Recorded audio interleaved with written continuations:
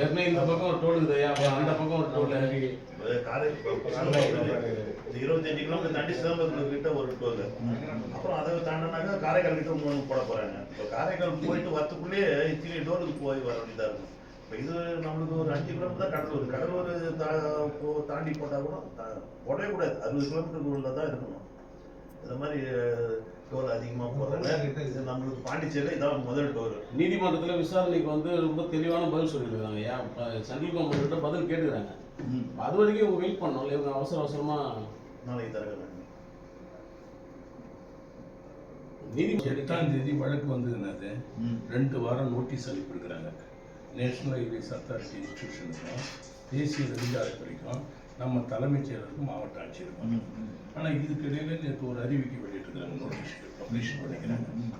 இது பதற்றமாகவும் சிக்கலாகவும் நீதிமன்றத்தை அவமதிக்கிற விஷயமா நாளைக்கு